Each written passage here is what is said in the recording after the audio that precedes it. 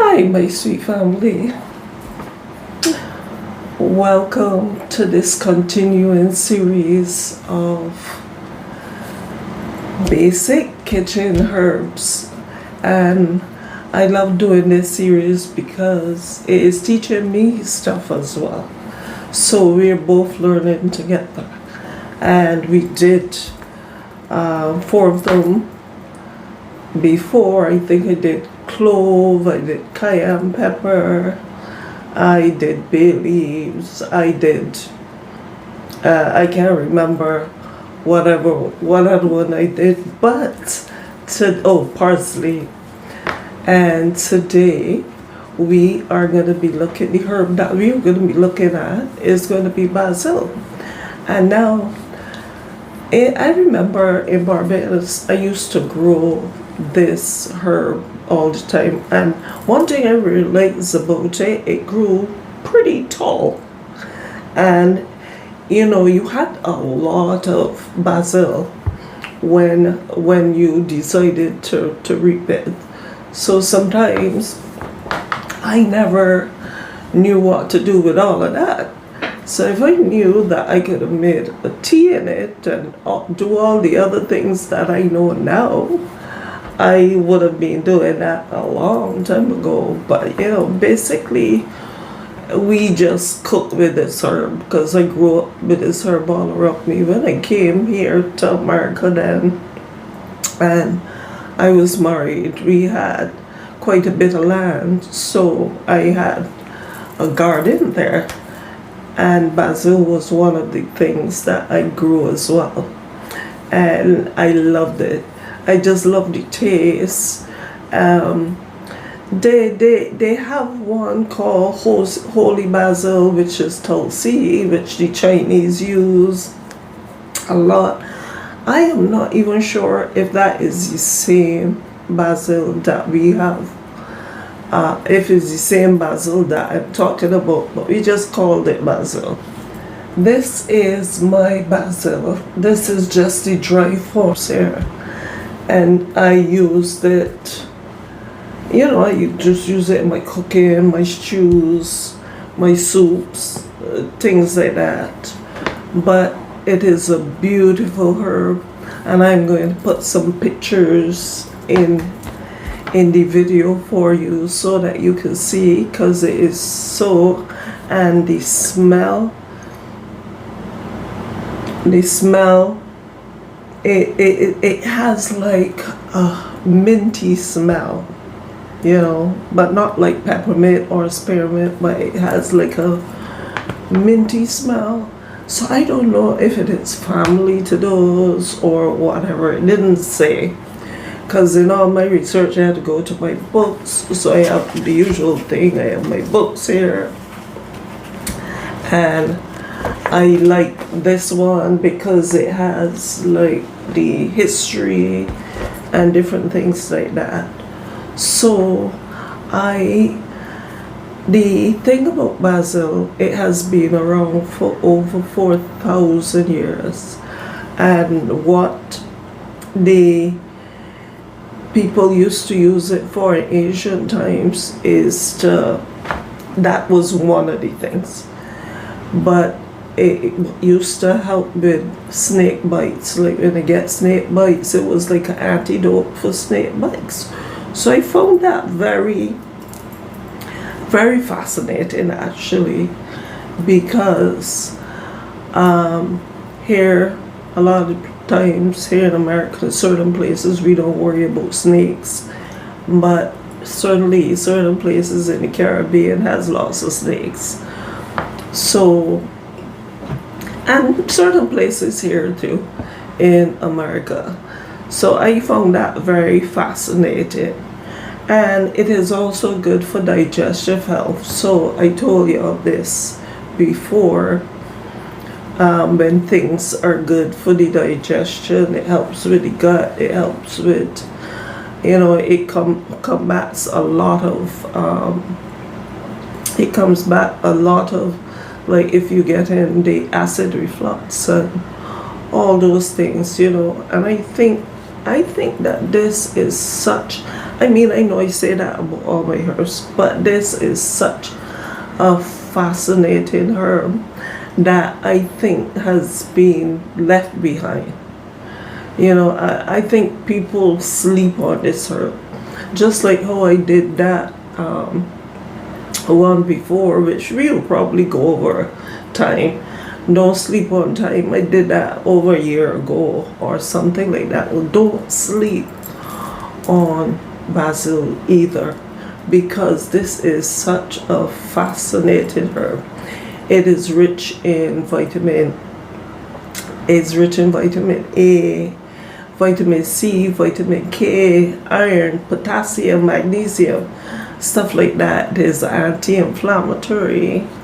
It is antioxidant, and I've been through what those things are for. It helps to boost the immune system, and all of these things that we don't pay enough attention to. But I brought my books here with me because really and truthfully, when you're going through all these things and you just reading and stuff like that, you tend to forget certain things. And I don't want to forget anything, because this is a very important series that I am going to be doing, that I'm doing with you. And I'm doing this so that, to help, we can help each other. Because if you send me a comment and let me know what you use your basil for, because I know it is great in Italian food and stuff like that, because what they do is they sprinkle it and they pastures and different things like that. It is sprinkled on pizzas. It is sprinkled on so many different things. But basil is more than just a simple herb. And I know that we use it in our foods and different things like that, but the good thing about all these things is that we can use them in a tincture too. We can, if we get the fresh basil, we can just drop a couple of those leaves in our green smoothie, and we would have, the great benefits of that as well. So let us, and it is, before I forget, it is a great pain reliever as well. So it relieves pain as well. Truthfully speaking, I didn't know that it relieved pain. I didn't know that it did all those things, but that's why doing this research is so important. I just knew, okay, you grew up hearing, all right, this is good for you, that is good for you, this is good for you. I have my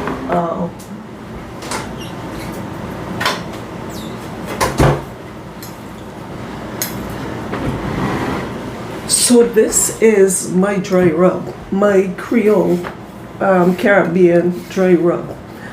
So the dry basil, you can put the basil in your dry rub as well, because it would be awesome in there. Because when you rub all those things on your seasonings, on your meats and stuff like that, you'll be getting all the great benefits without thinking. People say sometimes too much heat, you lose a little bit of thing, but it's going into the food, it's going into certain things. So I am not sure if I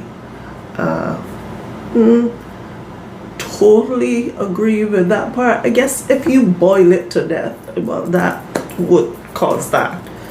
But it is also good for respiratory health. It helps with the mucus in your throat, and I am so glad to hear that actually, because I find that for me, I don't know if it is the season, I don't know if it's the atmosphere, I don't know what it is, but I get a lot of mucus building up in my throat. And I try, I try this, I try that, I try natural, of course, but it subsides for a little bit and then it comes back. Like, I don't know if it is the carpets in my home, because I don't really like homes with carpets, but I had no choice but to get this one, and I'm thankful for. But I mean, this apartment. But yeah, so I get a lot of buildup of mucus in my throat. So when I was doing research and I saw that, I said, oh, that is awesome. So if I am going to do this in a tincture though, I would probably only leave it to sit for maybe about 2 weeks, 3 weeks, because this is a leaf basically, and it's just a dry leaf, and sometimes you don't always feel for the teas. So if you don't always feel for the teas, you could just take a tincture and take a little bit, and you will still get those great benefits. And I know sometimes they say that certain things, you don't tincture everything, and that is so true. You can make this too in an oil, because it is good for the skin, because it's good for inflammation, because as I told you earlier, it's anti-inflammatory, so it's good for inflammation of the skin. So if you have something coming up on your skin that you know that it is the inflammation, then you should grab for oil of this. And if you don't feel like using the plain oil, you can make it into a salve. And when you make it a salve, the thing about a salve, you can dump some essential oils in there. You will get other benefits as well, because cedarwood is good as well for the pain and inflammation and different things like that. So as I said, I don't want to forget anything, but it also, is also good for depression. It is with depression, it is with anxiety and those sort of things, because a lot of us go through some bouts of anxiety. Yes, you can try to get rid of it other ways, but sometimes these herbs have different benefits in them to just help to bring down whatever is causing the anxiety and the depression and stuff like that. So because that's why in ancient times they used it not only and I'm not talking like in a bad way now, but not only for medicinal and culinary uses, but they used it for spiritual uses as well, because there were different things that, as I said, I don't want to misquote, so I think she has it here and she wrote it better than I could even say it. So she said here, and this is an interesting part too. She said here it was found in mummies in Egypt, because of the ancient Egyptian use it for embalming their mummies. So and I guess the reason they call it sometimes holy basil is because it says here that this herb was said to have grown above where Helen and St. Constantine discovered the Holy Cross. I don't know that part. I was gonna do more research on that, but I don't know. But this is what she is saying here. And another benefit that is here as well is that it clears the spirit and it clears the brain. So it is good for brain health as well. I like this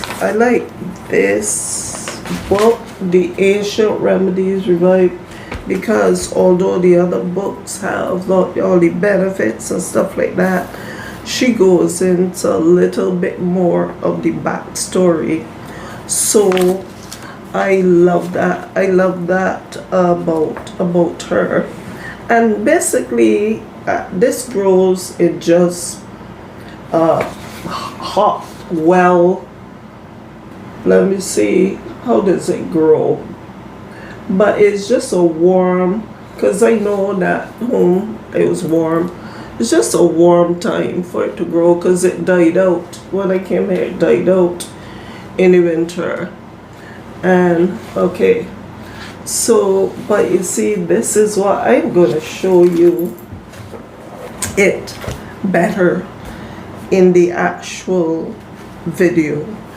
But I just love the thing. And she says here that the region, she said Basil is a native to tropical regions of Asia and Africa. And I think, a lot of times when it got to the Caribbean, where I am, where I used to be, it was brought there probably from Africa or something. But I am so glad that I did this research on basil. And if I forgot anything, because you know me, I could talk, these videos could go on longer. And this has, like, my herbal companion, this has some information here on basil too, but not that much. But this is my herbal companion, and I like this book as well, because as I told y'all before, I like books with pictures. So when I get books that don't have pictures, it sort of turns me off. Like this one has nice information as well, but I don't like the fact that the pictures are so blah, but it has good information as well. And this is called the Herbal Kitchen, and because we're dealing with kitchen herbs, it's why I research certain books, and this one is the Herbal Kitchen. So if you have any questions for me or anything like that, do not hesitate to send me a comment, because I welcome your comments, I welcome your questions. And I know that sometimes my videos go on a little longer. I do not want my videos to be videos that I just come on and I talk about the benefits of something. You can get that there from anywhere. You can get that from AI, you can get that from anywhere. I wanted my videos, and this is how I've always been. I want my videos to more be a chat, and we could talk about it and we could explain about it, and I could explain about it and not just come on and say, oh, the benefits are this, but so I make, you can You can make, as I said, you can make this in a tincture, and then you can add it to something else. You can add it to your parsley tincture. You can add it to something else. You just got to get, the ratios right. And what I always say is that I'm not a medical doctor. I'm a person that grew up around herbs, and from the time I knew myself, because my gran had what we call a kitchen garden, and I grew up around herbs, and I've been using these things all my life. So these things are like nothing new to me, but I want to get people to learn more about stuff so that they can also start to incorporate these things in their diet, because when you get these things in your diet, you prevent certain things. And what I say is that health is wealth. So I try to teach or explain or whatever as best as I can, but I am not a medical doctor. So if you are taking any kind of medication or anything like that, I really don't think that these things would react to your medication. But if you're concerned about it, then you can speak to your medical physician or something like that, because this information is strictly for informational purposes only and to help. So I hope that y'all continue to have a great week, and until I see you again next time, I'm going to be bringing another herb to you. But once again, any questions, don't hesitate to ask me, okay? And send me a like, because that's the only way that the algorithm can pick up these things so that they will go out to more people. And subscribe to the channel if you want to hear more basic kitchen herbs. And not only basic kitchen herbs, but we're going to be going through a series on some basic kitchen spices as well.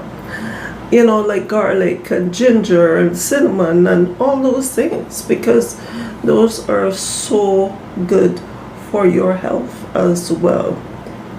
So until I see you again next time, thank you so much for joining me. And in case I didn't say, my name is Annie, and this is Sweet Annie's Naturals and Sweet Annie's Kitchen, because this is also natural stuff and it is also for the kitchen. So therefore I'm putting it on both of my channels. And then I also have another channel that I've sort of neglected a little bit, but it is called Sweet Annie's Faith, because my faith is very important to me, and that is why I do these things. So have an awesome, awesome, awesome day and awesome week. And until I see you next time, keep spreading the love and letting your light shine. I know there are going to be people out there that are going to hate you, but still keep letting your light shine, because when your light shines, it shows up the darkness and it drowns out the darkness. So love you all. I am Annie, signing out.